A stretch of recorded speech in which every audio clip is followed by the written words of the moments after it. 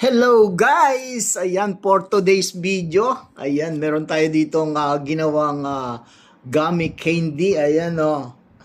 Sino ang familiar sa inyo dito sa ating gummy candy na to? Ano sa palagay nyo yung ginamit natin ditong ingredients? Ayan, oh. Tingnan nyo mabuti guys kung ano yan. Looks delicious. Ayan.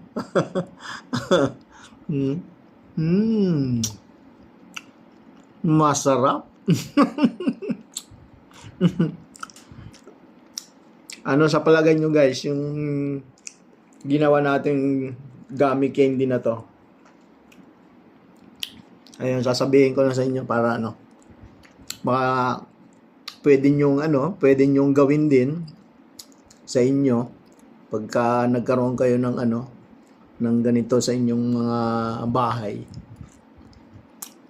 Kasi ngayon, panahon ngayon nito marami nito ngayon kasi tag-init. Ayan, meron na kayong claw.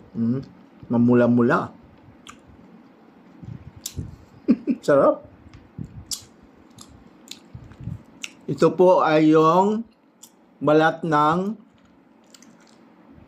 watermelon. Ayan, balat ng pakwan. Yan po yung balat ng pakwan. Ginawa nating gummy bears, niluto ko. Hindi ko na lang pinakita yung paggagawa ng kung paano yung processing. Pero madali lang. Kasi tatanggalin nyo lang yung pinakang yung pinakang green. Yung pinakang balat talaga sa ibabaw. Yung pinakang green. Tatanggalin niyo.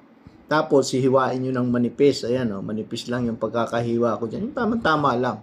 Huwag naman yung manipis na manipis. Kasi pagka, ilalaga nyo pa to sa, ilalaga nyo pa ito. Iluluto nyo pa to sa, yun, magtutunaw kayo ng sugar sa tubig. Sa kalan. Tutunawin nyo. Tapos, yung hiniwa ninyong, balat ng pakwan, doon nyo iluluto sa tinunaw ninyong sugar. Yung pag malapot na yung didikit-dikit na siya, saka nyo siya hanguin tapos papalamigin ninyo. Yung pag malamig na, siyempre na yan, wag yung mainit pa na bago nyo lalagyan ng sugar, saka nyo lalagyan. Matamis na rin naman ito kahit hindi nyo lalagyan ng sugar siya. Siyempre may sugar pa rin yung konti. Konti lang yung nilagay ko. Kasi matamis na to kasi niluto na to sa sugar Pwedeng hindi nyo nalagyan ng sugar. Na budburan ng sugar, pwedeng hindi na. Ganun na lang kasi matamis na yun Sarap. Ganun lang po kasimple. Hindi ko na pinakita kung paano yung proseso ng pagluluto kasi madali lang naman. As in, madali lang talaga. Iluluto nyo lang siya doon sa sugar. Ganun lang. Tapos papalamigin nyo. Tapos yan, pwede nang kainin na parang gummy. Masarap. Promise, masarap talaga. Hindi ko na nilagyan ng masyadong sugar kasi matamis na nga. Yan, parang lang yan. Pampaganda. Paningin. Matutuwa yung inyong mga kids dito.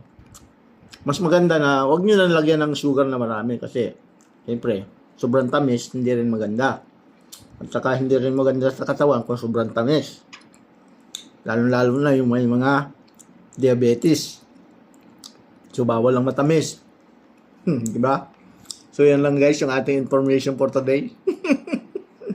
Information. Ayan, nakaluto tayo ng gummy candy mula sa balat ng pakwan. Yung dating ginawa natin nun, yung tawag doon? Parang salad. Yung ginawa ko dati noon. Ay, atsara pala. Atsara pala yun. Mali pa Ginawa ko dati nito noon, yung balat ng pakwan, ginawa kong atsara. Meron pa nga ako dyan sa garapon. Ha? So yun lang guys. Thank you so much for watching. Gawin nyo na rin po ito sa inyo pagka nagkaroon kayo ng mga pakwan. Huwag nyo itapon yung mga balat. Hindi mo masasayang. Masarap talaga as in. Promise.